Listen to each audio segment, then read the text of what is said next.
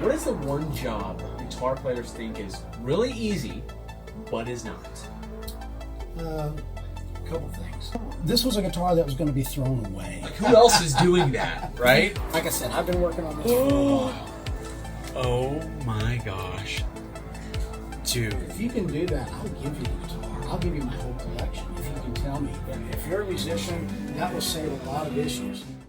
Hey everybody, it is Derek over at Masters of Shred, and we have an Axescursions episode today that we've never done before. That's because we are going to go behind the counter of Nashville's premier Guitar Center location with the man who makes sure that Music City's guitars are in tip-top shape. I'm talking about the mighty Dion Edge. Before Dion was managing the repair department over here at Guitar Center, he was actually working at Gibson's Repair and Restoration Division, which is not the factory line, folks. We're actually talking more of a special ops team that can take Grandpa's old attic-found ES335 and bring it back to life and even customize Les Pauls so he can continue to play in his later years. That's right, Dion has done everything from aging guitars for TV shows to blockbuster movies to world tours, helping artists grasp and achieve that vintage tone, look, and feel they always wanted. And now, he's taking his talents over here to Nashville's premier Guitar Center location.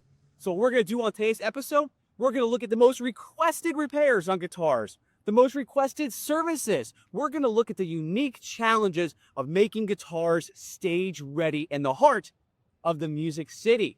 So if you've ever been interested in learning more about what it's like to repair and work on Legends instruments, or you want to know how to keep your gear in tip-top shape, well, subscribe to the channel right now, shred the notification bell, and stick around, because this is going to be good.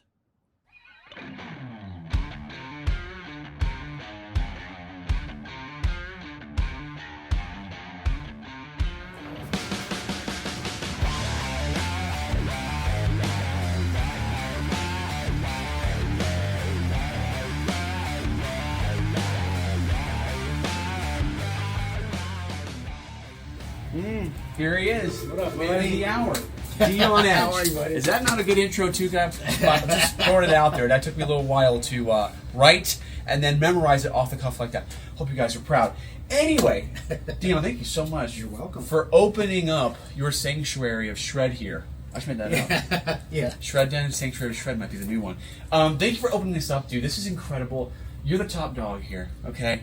This is a big dog's yard, and this guy, he is one of the best repair guys, builders. You build too. I've been following you. We've been friends for a long time. Yeah. I've been looking at all your custom builds on Facebook, and then I actually went to his house one time because I sold him a guitar one time, and that's a whole different story. We'll get into that in another video. But his collection is insane. When you talk about shred guitars, he knows them. He's got stuff that I've never seen before. He's got prototypes that you've never seen before, and if you did, it would make your brain melt. But today, we're here to talk about something totally different. All right, we're going to address maintenance, repairs, all that good stuff, because this is where music, it breathes, the heart beats here in Nashville. You work with literally professional musicians that are on the road, touring worldwide, or guys that are busting their humps and gals every night on Broadway, playing 5-6 days a week, 7 days a week, right? Yep. So they got to have their gear top notch. And they have to have it tonight. They got to have it tonight. Yeah.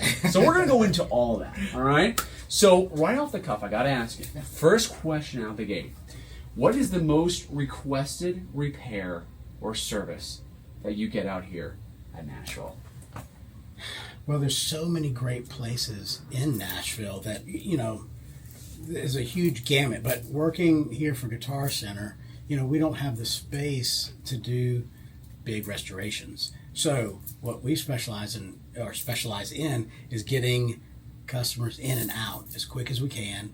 And so it's a lot of minor fret work, setups, you know, tweaks here and there, and just to keep the musicians in Nashville, you know, rolling.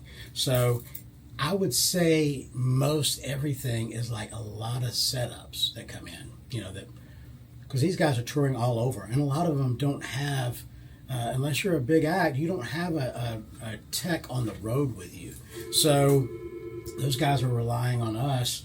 You know, they do their weekend warrior stuff. They tour for 3 or 4 days on the weekend, and then they get back into town on Monday. They're beat, tired. here, let's drop off some guitars, and get them ready for the upcoming weekend. So Right. we get back on the road, because Right. it's their tools, that's what they, and most of them, they're beat and they need a lot of love. They've been playing outdoor shows, which, especially summertime, affects the humidity. Oh, yeah. I mean, affects the guitars. The humidity just expands and contracts the guitar. So, Yeah. and then they're playing in Wisconsin, and the weather's certain. It's fine there, but then they go to Florida the next night, and they're playing in Florida, and it's hot, and the neck is bowed, and so. Now, if they played aluminum guitars, let's say the whole guitar is aluminum, would that warp at all? The whole guitar. Yeah, let's go with the whole guitar, neck and body. Well, probably not warp, but your back would probably warp a little bit. Unless it was weight relief, you're probably right. It's chambered aluminum, Yeah, right? yeah. No, that's actually very true. Yeah. So what you say is one thing that players do to their gear that unintentionally ruins their guitar over time? A lot of it is like people who are they come in and they don't know what a setup is a lot of times.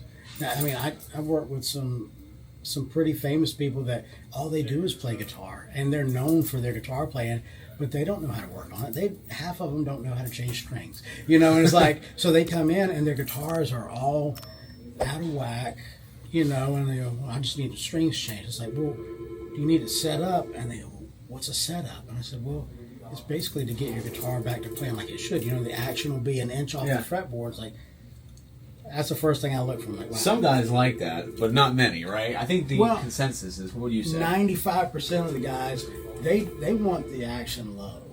And there's a small percentage of people who want it way too low. Where's buzzing? No, where it buzzes. But you have to. I tell people you have to maintain when it's that low.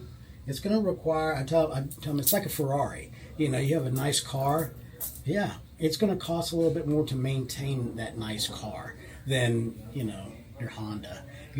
And so it's going to be more frequent trips. To get it repaired. But the main thing is, like I said, is guys. I always tell people, ideally, you need to get your guitar set up like at least 3 times a year. Wow. So whenever the seasons change. Right. And some guitars, you've been to my house, some guitars I can pull out of a case that I haven't touched in a year, and they play fine, and they're great. Some guitars, every guitar is different, you have another guitar that you just set up last week, and the weather changed, it got cold outside, and all of a sudden it's like, this doesn't feel as comfortable as what it did last week, Or the dot, inlay dots pop out of the neck because the wood's shrinking and expanding. Yeah, I've had that. Yeah, it's constant. And, the wintertime is the worst because everybody comes in the wintertime. I don't know why my guitar's buzzing.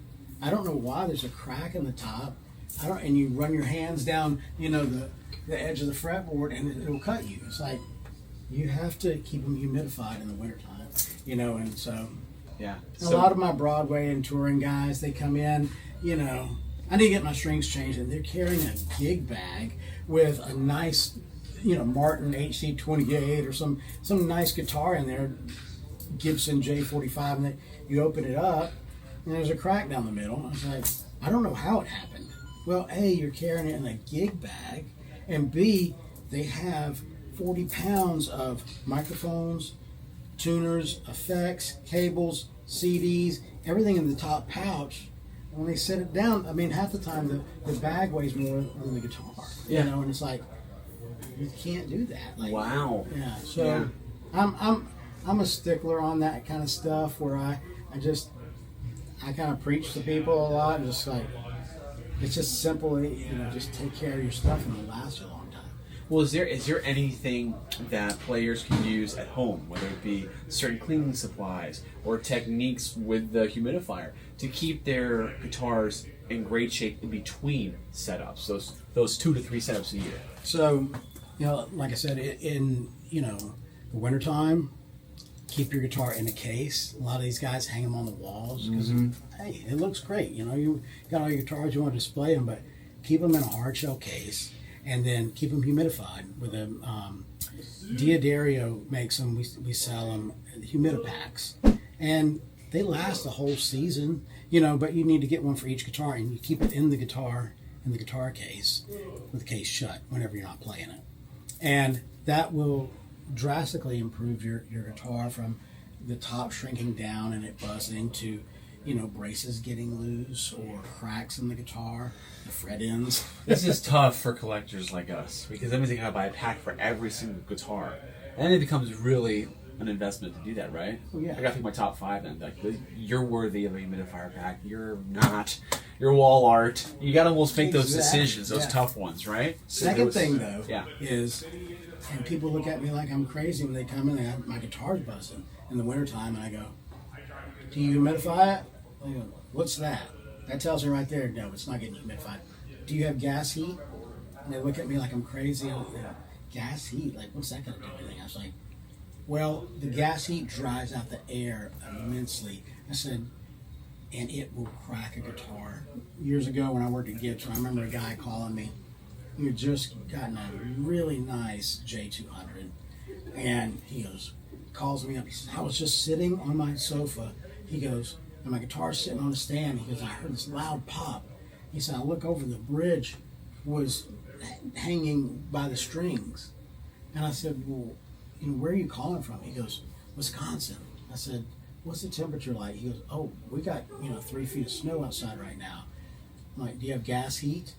Yeah, I got gas heat, fireplace. I'm like, well, there's your answer right there. Like, you can't just leave it sitting out. Like, you gotta take care of it, And yeah, it's a little bit more maintenance to do, but at the end, I mean, it's gonna save your guitar. Wow. But that glue gets dried out. The wood gets dried out, your skin gets dried out, it's like, it's the same thing, Right. So, I'm definitely going to take these notes down. I hope you guys too, because that's really important. We're coming up soon. Summer is hellacious here right now, there's no doubt about it, but before you know it, winter's going to be here. All right, something else. What is the one job that guitar players think is really easy, but is not? Couple things. Finish work. Okay. Fret work, and that's the biggest thing. And so they get shocked when they go, well, how much is it to refret a guitar? And it's like, well, it's about $650. You want stainless steel, you want something that's going to last longer, it's going to be $1,000. And it's like, well, I just paid $400 for the guitar. It's like, well, they equate with the cost of the instrument. There can't be that much, but you got to remember, like, you're having to take something out, take the frets out, totally redoing it. Got to clean it all up, all the goat that's in there now, those little tracks, right? And 9 times out of 10, if it's an imported guitar, they use cheap fret wire that's just kind of it's pliable, and you can bend it with your fingers, and so that's to put good fret wire in that's going to last. So. And you get a lot of requests for that here at this location? Not that much, and it's because, like I said earlier, we have so many great places here in town that specialize in these sort of things. Like, I have a great relationship with my buddy Joe Glazer. He's right across the street. So if I need to buff out a guitar or something, those guys are so generous. They let me just come over there and buff out a guitar that I've had to sand on or something. But he's got a plug machine right across the street. Wow. And it's like, the fretwork is impeccable, and it's like, and they do some finish work, I think they've kind of gotten away from it a little bit. I'm not sure. Right.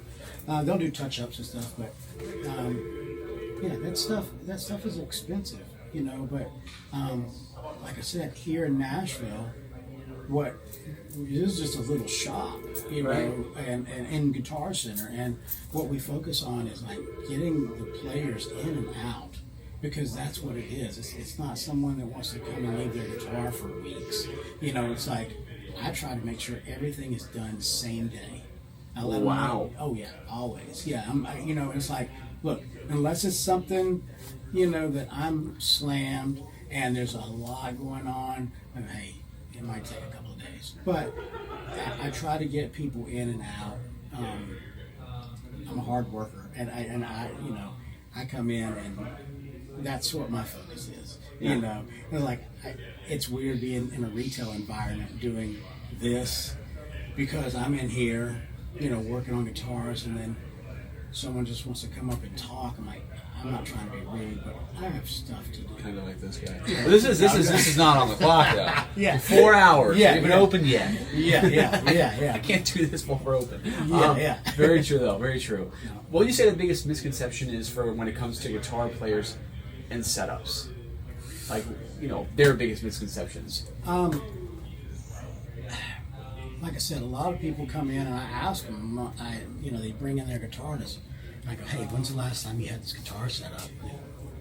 I changed strings like 3 months ago. I'm like, no, not change strings, set up. And then, so I have to walk them through and explain to them what a proper setup is.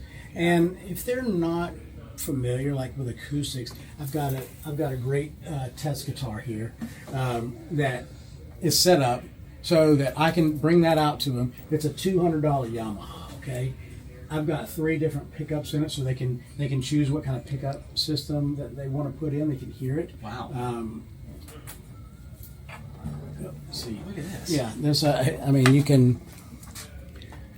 And I was just sitting around one day, and I was like, "This is genius." Well, I was like, this was a guitar that was going to be thrown away because it had some cracks in it. And I said, well, let's turn that into a guitar that I can demonstrate, I can hand people, and they can feel it, right? And so like you see where the action's at. I mean, it's low, it feels good, and like I said, these are my 3 most common asked. What does this sound like? What is it? So I put them all in one guitar. If I could fit some more in there, I will. Is this just me, or should every Guitar Center do this and have this in the repair department to show people? This is genius, dude. Well, after this video, maybe they will. That's like, who else is doing that, right? Like what a great way to show people and just demonstrate that for them. I've never seen anybody go to that length. That's incredible. Yeah, That's super cool. It's just you try to. I try to be quick, and so it's like, instead of sitting there and trying to explain to someone, I go, hey, do you like the way this plays? They go, oh man, this plays good. I'm like, that's the way your guitar can play. This way it should play, and most guitars can. There's some guitars that come in that are inexpensive guitars. That's the other thing, is taking care of your guitars. A lot of people, acoustics, had a guy bring in the day before yesterday, and the action was like that, and there's nothing I can do. It's an older Yamaha from like the 60s. Needs a neck reset. The cost to do that is way more than the guitar, and it's because it's been sitting in Grandpa's closet, for the past 50 years, and the string tension's fully tuned. So if you're gonna not play a guitar, detune it, so it's not pulling that neck into the body. So It's very important. Hey everybody, just a quick reminder, if you'd like to show your support for this channel, and we'd love it if you would, then make sure to check out our limited edition Masters of Shred merchandise at www.mastersofshred.com. You can snag an awesome shirt like this incredible Shred Class of '89 ADA Throwback Tribute, or plenty of other ones that you will not find anywhere else. So check that out, and while you're there, make sure to check out our incredible limited edition Tone Arts USA Super Halen amp. Only 50 will be available, and they are going quick. Now back to the show. So, okay, based on your experience, the time you did at Gibson at the repair and restoration division, when it comes to tone, how much of the tone would you say is really in the wood versus the electronics and the overall construction of a guitar? it's like a recipe. You have, you're making a cake or something. You have all the ingredients there. But as far as tone goes, the different woods are going to have different tones. But the main thing is when you have, I tell people all the time, we'd be at Gibson and there's a rack of guitars that are all the same guitars, and you pick one up and it plays good. All right, this one plays good. This one's not ringing out right. And then you pick one up that you just strum, and it's like, oh man, I gotta have this guitar, and it just, I tell people it's like kids too. It's like, this tree grew over here, and then this one grew 200 miles away in this soil, and you know, even though they're both mahogany or both maple or whatever, all of that plays into effect. So they're going to be different. You know, you're not going to have two that are just identical. And I would get that call a lot from people. Go, hey, I want to sound like Jimmy Page. What pickups would I put in my Les Paul? Well, Jimmy Page is going to sound like Jimmy Page. You know, Eddie Van Halen's going to sound like Eddie Van Halen. You know, it's not necessarily the pickup. You know, it's, you know, I can put the same pickups in that these guys use, but that doesn't mean that your particular guitar is going to sound like that. I mean, I've had guitars before that I have tried numerous pickups in, and I just couldn't get it to sound good. Like, you know, I went through one day, or a couple of days, I went through about 10 pickups in one guitar that I have. It's a very nice high-end guitar. Every time it just sounded muddy. And I was just like, it's just just not a good sounding guitar to me. Now, you might play and go, oh, that's exactly what I'm looking for. So that's another thing. Is tone is very subjective. You know, if, you know, you can try to build a guitar just like, that's why, you know, I watch these videos of these guys that build guitars, and, you know, I put this value pod in there, and I put this cap, and, you know, and I use this pickup, and, you know, this is exactly what Eddie Van Halen uses. This is exactly what Slash uses. And it's still not going to produce the same tone that you're thinking about necessarily, because you're always going to be chasing that sound. Right. And what you hear on the radio, driving in your car, that guitar, what rig are they using? Are you using their same setup rig, same you know, right? Everything dialed in, and it's been produced in a studio. Right. Like, right. So you can get close. There's you know, you can get very close. There's a lot of variables. Yeah. So is there any underrated woods or guitar specs that guitar players should start paying more attention to for tone? What's in your experience? I'm very old school, so I'm a big fan of, if you're going to build a telly, build it out of ash, you know, swamp ash, lightweight. If you're going to build a Strat, alder, you know. Right. A Les Paul style guitar, mahogany, maybe, you know. So I stick with what's worked. You know, it's like there's a reason that those guitars from the 50s, Tellys, Strats, Les Pauls, they're still making them the very same. And, you know, because those guys got it right the first time. Right. So, you know, there's no reason to change unless you're experimenting. And you know, I'm all about, experiment. If you want to make a guitar out of a butcher block of wood, make it. If you want to make a guitar out of Lego, it's like, it's, you know, these guys are making everything cement. Remember that YouTube video, cement guitar? Crayons. Yeah. Legos. It works. And I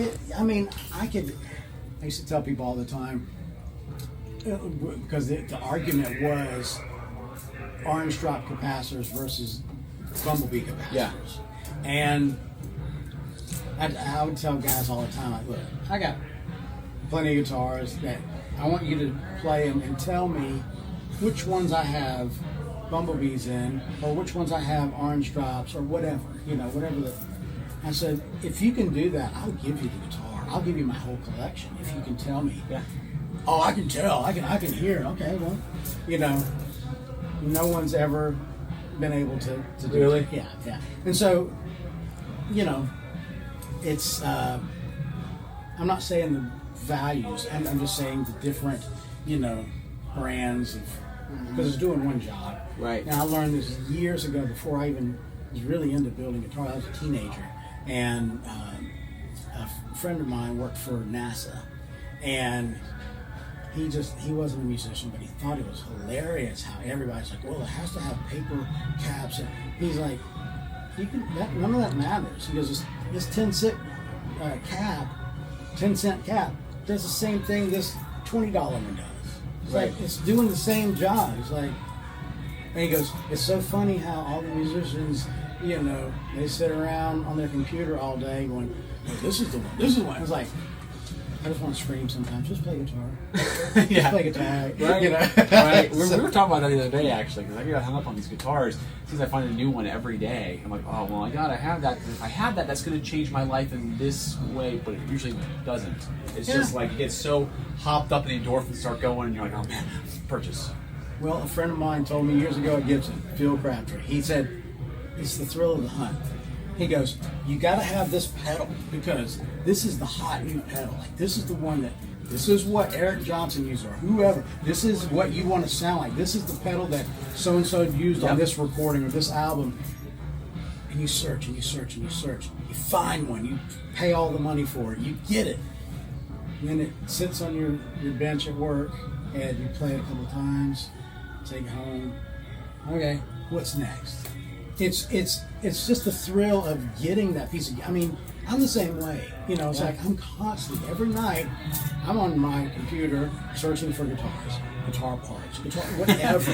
I got something for you that I found last night. You're going to freak out about. So we'll have to talk after this video. I'm sure if I don't get it, you will. Let's put it that way. So, it's pretty incredible. But you're right, though. It's now my big thing that I'm hooked on is the Claw Cortex.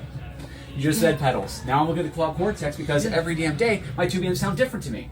I'm like, I want consistency. And everyone's telling me to go for it. You know what a good sign is of the Claw Cortex? It's not a plug because I don't associate with Neural DSP. I haven't really done anything with them, but I will tell you this.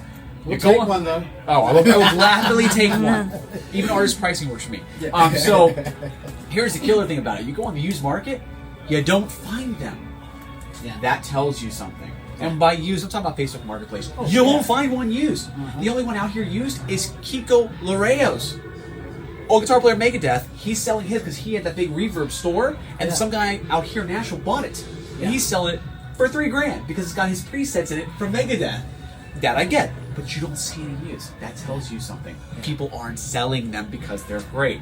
Besides that, let's get out of that. Let's go back to this now because I'm going to talk about gear with you all day. It's how that happens. You know, it's scary. So, has there ever been a time when you had to completely rebuild or rescue a flat-out dead guitar? Yeah, a lot. You were telling me about one instance too, with a very prominent player that had a telly that the wood got wet on it, split apart. Can we share that? Well, the thing is, that's what we did at Gibson Repair and Restoration. It was, you know, we would get in guitars, you know, that, you know, it was either like, hey, this is my baby. It just went. We had, you know, a couple years after I started there, we had Hurricane Katrina, and we were just getting guitars come in all over, just so damaged and destroyed from Hurricane Katrina, or the Nashville flood. You know, back in 2010, there was just all the musicians lost all of their gear. It was like there was some stuff that just needed to be saved because, like I said, it was an artist guitar that was sentimental that the fans knew about, whatever, and you wanted to make sure that you brought that back to work for them. Right. That's their tool. That's their baby. That's what they're known for. Right. You know, it was like I remember working on Waylon Jennings' guitar. Really? Yeah. And I remember thinking, man, this guitar is seen all around the world, and it's like this has to be restored. This has to come back to life. Right. And a lot of those guys, after the flood, you know, commented and said, well, you know, this guitar is done now. And my buddy Joe Laser started this thing where they would auction off the guitars. And like Vince Gill and Keith Urban and all these guys, they would auction off, you know, if it's a basket case, they would auction it off for charity. And it was like for the Nashville flood. Yeah. And it was like, well, I use this guitar to record this song. I used this exclusively on this album, and I recorded this. And then, you know, fans or whoever would bid on it, and like I said, the money went to Greg Collett for the, I don't remember what it is. Joe will kill me for that, but so it's, you know, we did a lot of that. And there's also, hey, my grandpa passed away, and we found this in his attic. You know, I'll never forget one time at Gibson, a lady brought in a guitar that was a hollow body, old Gibson hollow body, and it had F holes. And the F holes were eaten out. They had these, what? the rats were, it was in a barn, rats had chewed through the F-holes and were living inside the, and we restored it. And, we put it back and we left the rat marks. We restored the guitar, but just because of the story. Right. So there's a lot of that stuff, Wow, no kidding. But yeah, that was what we did at repair and restoration. It was a lot of, saving people's babies, Yeah. And it wasn't cheap. You were fret surgeons. Yeah, fret surgery, yeah. No, do not disturb while surgery is in progress. You see that? and I don't even know about that, even though I filmed that sign earlier today. I was not thinking about that. I put that up there because I'd be in here wiring something, intently wiring, and people always want to come in and talk. And I have or they'll knock on the door. Hey, can you take a call? Can you do this? I'm like, leave me alone. I'm working on someone's baby that needs attention. That I can't stop and answer your question about, what do you think about this string and what do you think about that string when I'm working on, Well, it speaks volumes of how seriously you take your job, which is great. So, when you take your guitar here, it's in great hands, great care. So, you don't take that lightly. What would you say is the most wildest, maybe the most expensive guitar that's ever come across your desk Here at Guitar Center? Your Guitar Center. I don't know. There's a really cool 63 Strat that was a one-off color that a gentleman who lives here in town just hadn't played it in 40 years and brought it in and goes, hey, I want to get you to set it up and take care of it. I said, cool.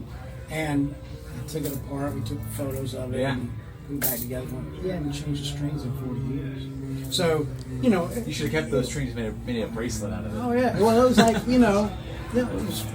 sent pictures to my buddy, and he was like, "That's probably a $40,000 guitar," And so, but I mean, we get plenty of that stuff. We also get inexpensive guitars, but I treat them all the same. I treat them like they're mine. So that's I tell people all the time. I'm like, I'm gonna set it up how I like it. And they go, okay, I trust you. And they, just the smiles when people come to pick their stuff up. And I always make sure, I'm like, you got to play it before you leave. Well, I'll play it when I get home. I trust you. I'm like, no. You got to play it because I don't want you getting home and going, it's too low or it's too high or it's too this. Take it over there, plug it into an amp. That's the other important thing. A lot of guys will just want to play it with no amp. They go, you hear this? Yeah, it's a Les Paul. It's an electric guitar. Look, you hear it buzzing? And I bring them in here. I plug them up. I don't hear it, and I hand it to them. And they, well, it doesn't do it through the amp. So when I'm just sitting around, like, well, it's an electric guitar. It's meant to be played loud. It's like I want to make sure that they're completely happy. Right. And I'll do whatever it takes to make sure that they're happy with the guitars. I just want to hear them go, man, this is awesome. Like, this plays so much easier. This plays so much more in tune, better, So, what is something would you say players really should look for when buying a used instrument? Things to watch out for, look for that makes it a great buy. What would you say? I'm not a sales guy. And I tell my customers that all the time. They come in and I'm like, you could have this repaired, but it'd be better to have got it now. And just like you used to say, Gibson's like, is this sentimental to you? Do you want to spend the money fixing this guitar, or do you want to get a new guitar for the same or less amount of money that's going to feel great, and you're going to be able to use it and beat it to death down on Broadway, and not worry about it. Put this away because you're sentimental guitar. But I always tell people, if you're thinking about spending $500 on a guitar, try to go to a little bit more if you can. I understand, not having the money, and like sometimes that's a stretch. But if you can go a little bit extra, it's not about making money. Like I said, I'm not a sales guy, so I'm not making a dime off. Right. But it's the quality is usually a little bit better. From the 5 up range, Yeah. or a little bit north of 5. Yeah. So is there anything you look for, like in particular, with a used guitar that is a deciding factor whether you pull the trigger? Maybe like, is the neck straight? Is there? Yes. Okay, tell me about that. So yeah, you want to make sure the neck's straight. Used guitar, there's a lot of people that that will buy a used guitar. I always say play them. It's like so many times people buy stuff off the internet, and I can do that because when I get it and it doesn't sound good, most of the time I'm going to tear it apart anyway. Yeah. Like any used guitar I get, I tear it completely apart, rebuild it. But yeah, play it. Go in the store and play it. Check the neck. Take it to someone like me or someone who knows, and go, hey, what do you think about this guitar? Like, is it a good guitar? And then I can look at it and go, okay, well, this is a good guitar, but you're going to need frets soon. Or, Right. this is a classic right here. The guy brought me a really nice $2,500 Jackson yesterday, and had a Floyd Rose on it. I said, have you ever worked on a Floyd Rose? No, it's my first one. And I get that a lot, like at Christmas time. Kids will buy Floyd Rose because they're cool. They want to use the whammy bar. But then when strings pop, they don't understand that, you don't just restring, like it has to be set up for for that. And if you're playing a gig and you pop a string, the guitar's out. I see people sell guitars with Floyd Roses with the strings missing because they don't know how to restring them. They just put them online. I can't deal with this. So that's, make sure that, and, just because the guitar looks cool, make sure you get something that is suited for you. If you're a country guy and you're wanting to play, country music, well, chances are you can probably get a Telly, Don't go get a Dimebag Darrell guitar with a Floyd Rose because, wow, it looks cool, but you can't change strings, especially at the beginning. And I always tell people, look, if you're going to keep this guitar, it's great. It stays in tune. But go home, educate yourself on how to work on yourself because that'll save you a lot of money, a lot of time, so. Okay, let me ask this then. What would be the best advice you could give players in regards to doing, if you want to do their setups, let's say, at home? I highly recommend that. Like, a lot of people are afraid to do that. They're afraid to turn a truss rod. Once again, it's a recipe. It's like all these, if you have too much bow in the neck, it's going to buzz up here. Or if, there's, and every guitar is different. Yeah. The similarities are the same. You want it to play a certain way. As the internet has been just a great tool, and if you can the thing is finding someone that can teach is a good video. I mean, there's a lot, I watch these videos sometimes, like, this is how you play the riff, and you're like, no, that's not how the riff is played. Like, he does it up here, I've seen it in concert, whatever, and that sounds good. The other one's like, that's not quite the riff. Right. So you got to kind of pick and choose, but Stu Mack sells a great book on how to set up guitars. There's a lot of Hal Leonard. There's a lot of companies out there that make books, and they know what they're talking about. So I would say get something like that, and because you're going to be out on the road, and I'm not going to be there to set your guitar up, or I'm not going to be there to fix a wiring problem. You should learn like the basics, So. Right.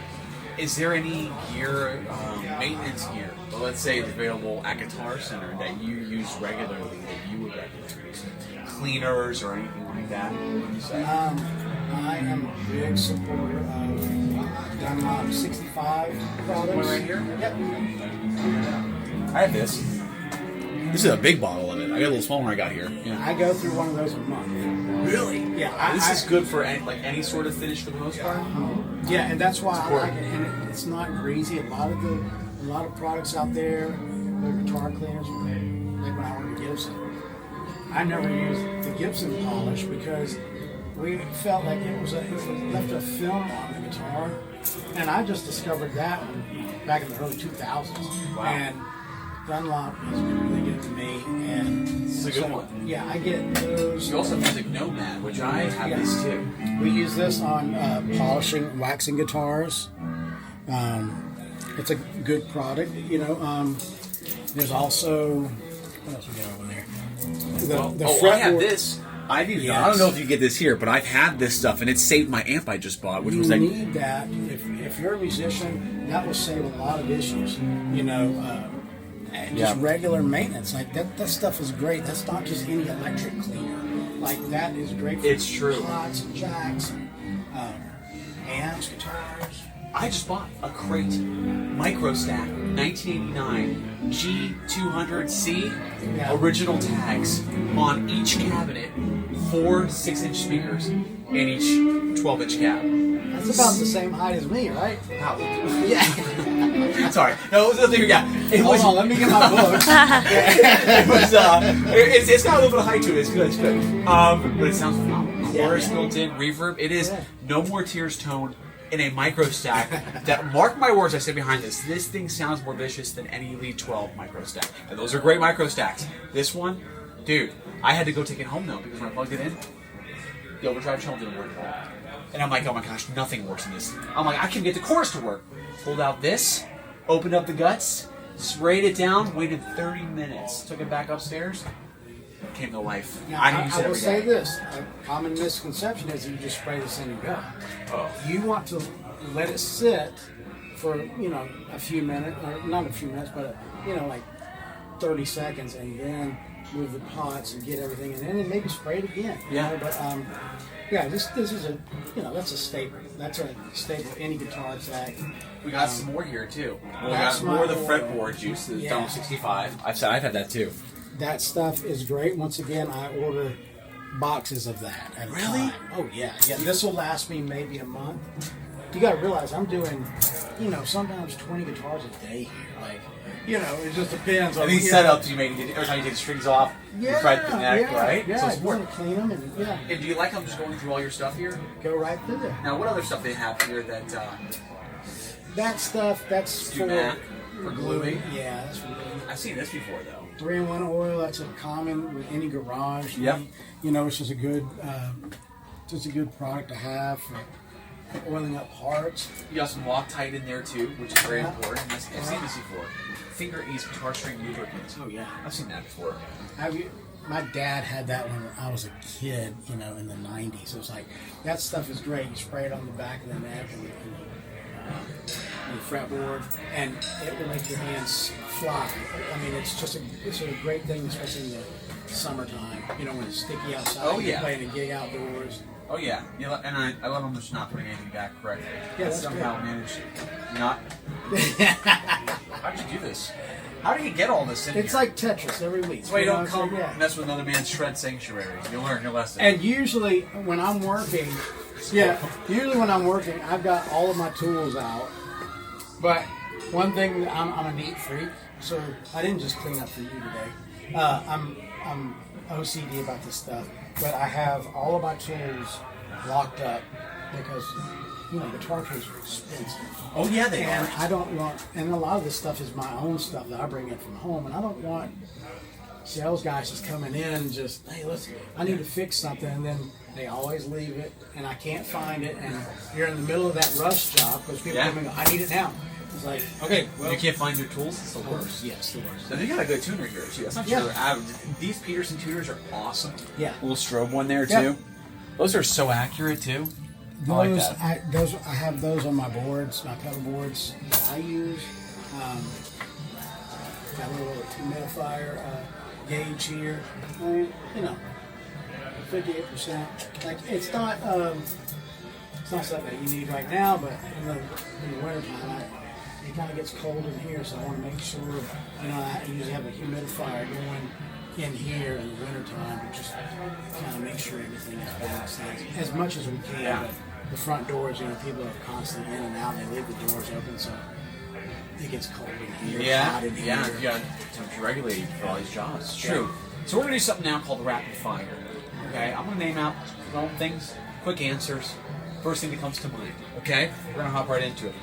Ready, folks? Rapid fire starts now. Nitro or poly? Depending on what it is. So, yeah. Okay. I don't want to poly on my Gibson Les Paul. Right. I was going to say Fender or Gibson. Right. Okay. Yeah. Favorite neck shaper? I usually tend to get. I like a beefy neck on the Les Paul. Yeah. Okay. Stainless steel frets. Love them or hate them? Indifferent. I it's great. They last a long time. And some guitars, like the Van Halen guitars, they feel phenomenal. But I've had some guitars before where they're kind of bright sounding and it's just a guitar. They're great for that. Okay. Floyd Rose or fixed bridge? Ooh, you gotta have a Floyd Rose, and I'm not even a Taylor guy. I'm not, it's like Chevys and Ford. Floyd Rose all the way on my shredded guitar. That, I listen from anything from Waylon to Van Halen. Right. So if I'm playing Waylon, I'm playing my Waylon telly. If I'm playing Van Halen, you gotta have a Floyd Rose. You got it. Yeah. And he is a fellow shredder, guys. Mark my words on that. Okay. Favorite string gauge? 946.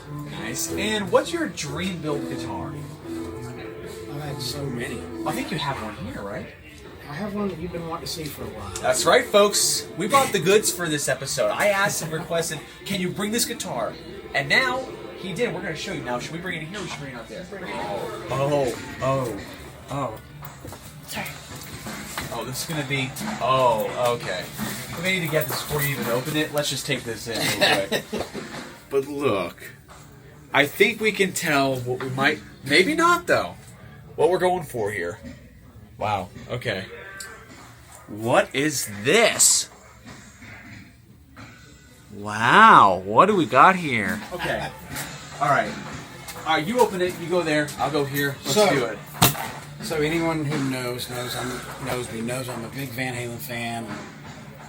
My wife, she works for Bridgestone Arena, and she's the marketing director there. And so we have the privilege of sometimes getting, to go in and see shows that otherwise, you can't. So Sammy Hagar's coming up, so she's so excited. She wants me to go see Sammy Hagar. So I had been working on this guitar for like the past 15 years. And I told her, I said, when I finished it up, I said, I want you to take it back to Sammy and let him play it, let him, see if he'll sign it. If he doesn't, no, that's fine. It'd be cool if he did, right? So, this is, like I said, I've been working on this for a while. Oh my gosh.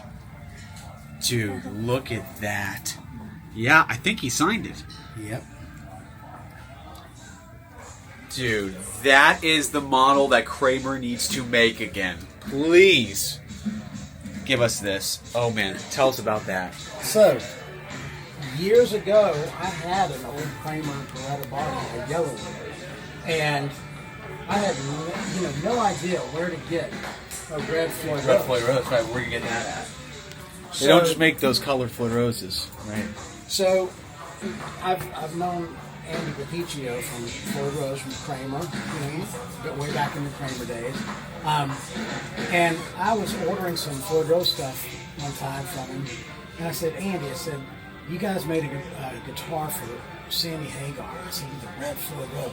I said, what was the deal with that? He goes, Eddie wanted that special made for Sammy. And he goes, and he wanted the yellow with the red. He goes, and so we custom made a red Floyd Rose for him. I was like, oh. I said, so there's no way to get one. He goes, nah. He goes, I'll see what I can do. He said, but that was just a one-off thing. I said, cool. So several months go by.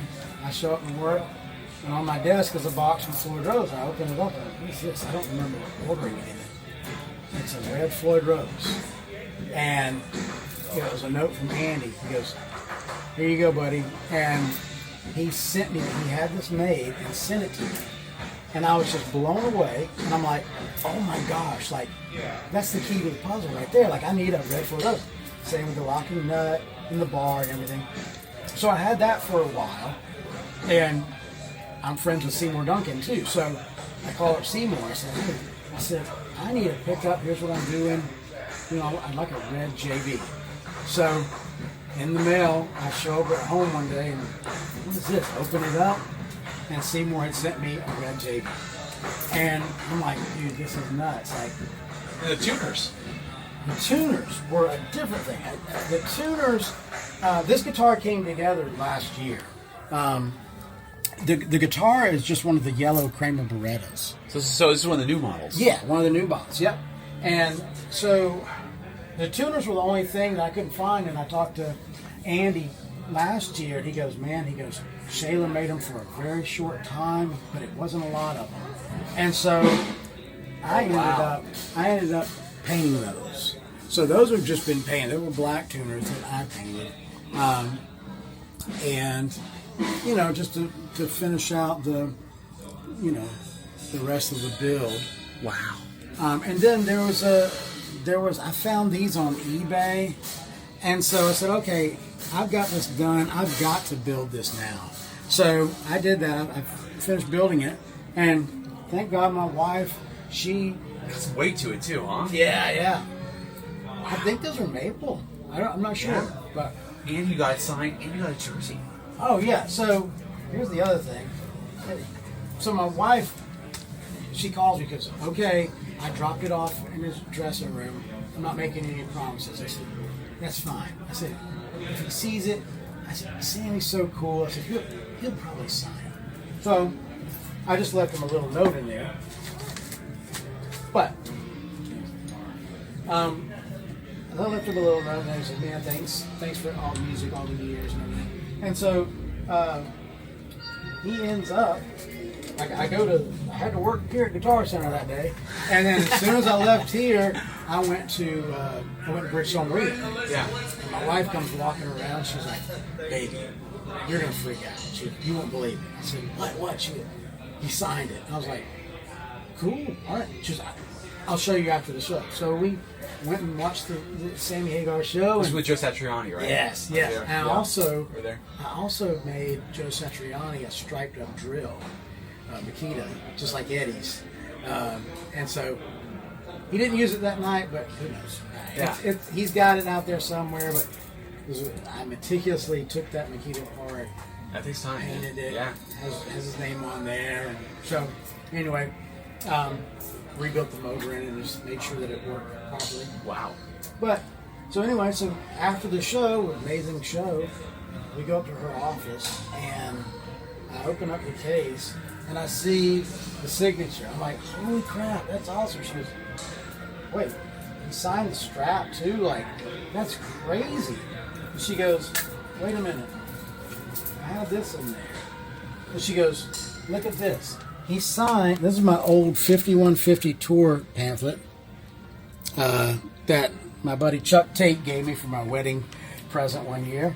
But had the 5150 tour pamphlet, and he signed every page Oh my gosh, dude. that he was on. Like, you gotta be kidding me. Like, yeah, dude, it's... Look at this. This is incredible. Oh my gosh, dude. That's taking the time and the effort, man. Yeah. You didn't have to do that at all.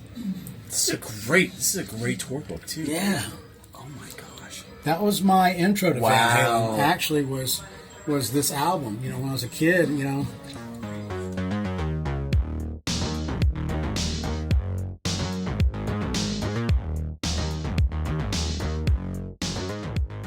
Van Halen was introduced to me through Sammy. My dad was a guitar player, and so that summer, I was a kid. It was MTV, and I remember seeing Live Without a Net, and just going, "Oh, dude, that's what I want to do when I get older," And but yeah, so that was the first, and then I had a girlfriend in high school, we were in middle school, and she brought me all the old Van Halen tapes back in the day. It was tapes, and then I got hooked on Roth. So it was like, it was. I'm just an Eddie fan, period. Yeah. So, Wow. but then I'm constantly teasing my wife because she works for the Bridgestone Arena, and so all of her artists that come through and play, she has custom jerseys made for them. These are like authentic, Preds jerseys. Right. Right. And so I've been after her for years. I'm like, hey, how come I don't have an Edge jersey? Like, I want an Edge jersey. She said, you don't like hockey, and they're expensive. I said, yeah. So she comes home, and she goes, I got something for you. And she gives me this. And she had to make this, but it was a mistake because she normally does the year that the artist comes in and their name. She'll do it for the whole band, you know. But she wanted it at 55. Right, number 55. And so she's like, I'm not getting them this one. We're having that one made. So she had a 55 made, so I got the Hagar 24. That's pretty cool, though. It's got a story to it. Oh, dude, yeah. And then the coolest part, my wife is so creative. Like, she had. Before you go, wait, have you ever talked to Gibson and Kramer about ever the idea of making this a model? We had the Richie Sambora. Years ago, back when I was still at Gibson, when they were doing a lot of changes and everything, you know, Al John, he brought me in and we talked about the guitars and what direction they want me to come to work over there. And I was like, man, it's right in my alley working for Kramer, you know. And I discussed with him several guitars that are famous Kramer guitars out there that needs to be done, you know. And this was one of them. Big March Telecaster. Big March Telecaster. Yeah, I threw that out there. Yeah, I throw it out every time I talk to them. And I built one of those. So yeah, you'll have to see that sometime. And then the red, just even the red Baretta or whatever that was that Sammy played back then with just a 55 on there. So I'm not sure, you know, what that might be coming out. I don't know, you know, one day, but. That'd be one great artist guitar to snag. Oh yeah. I appreciate you bringing this in. I've asked you this forever. I know. This is so cool. It's just one of the many crazy guitars he has. So very, very cool. And I think we're gonna do some more videos together in the future because I've got some cool ideas. Like I want to take you on the floor and I want you to show me like some of the guitars that you think are set up the best right out of the box. Sure. Yeah. Like what manufacturers are doing that. You know, I think we can do some really cool ones. It's more. There it is. I think we should get that video away. And then we'll do some shred and tells. Maybe we could do some price range differences too, like best set of guitars under $500. Yeah, we'll do some really cool stuff we're gonna do here for you guys. But this is I want to show cool. you one more thing real quick. Okay, yeah. So I think some things behind you that we have not discussed. Oh yeah, no.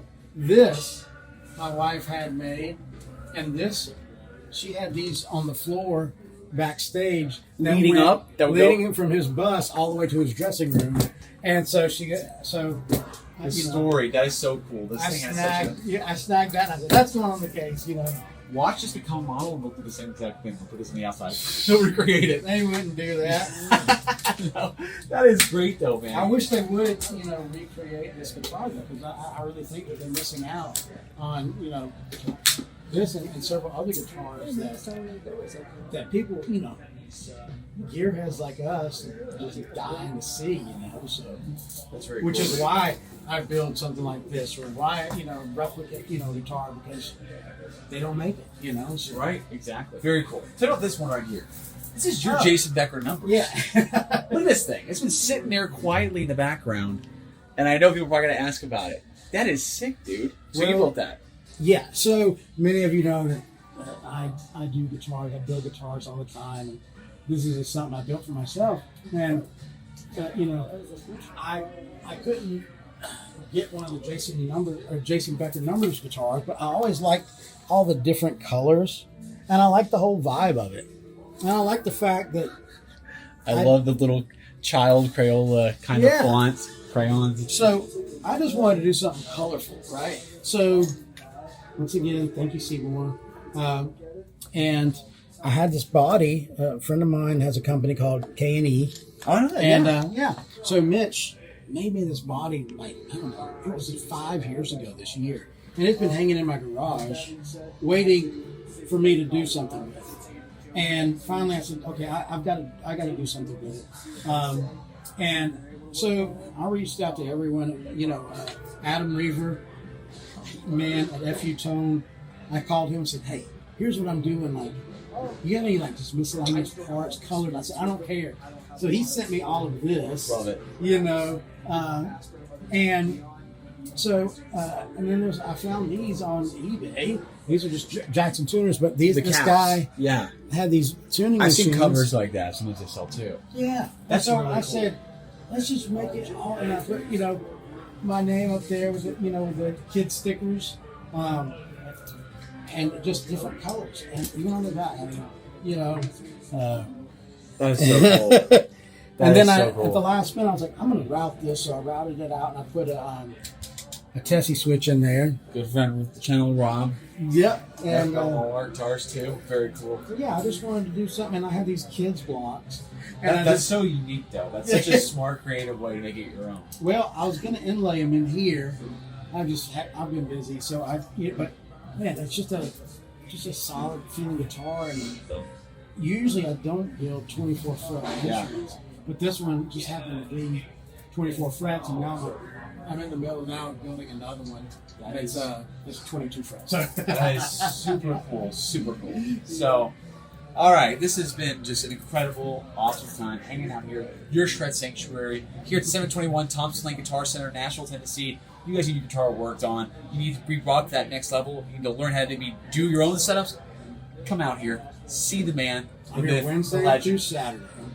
Wednesday through Saturday. Check out the Guitar Center and check out your Guitar Center's local repair as well. Clearly, they know what they're doing. So, very awesome to have you on the channel. I appreciate it. For you guys at home, do us a big favor. Make sure to shred the notification bell. Follow this page, Masters of Shred. Share the video with your friends. Drop a comment. If you'd like to support the brand even more, check out our awesome merchandise on mastersofshred.com. We can help support the page that way and our Super Halen amps. So, thank you guys for tuning in, and we will see you next time on Axescursions.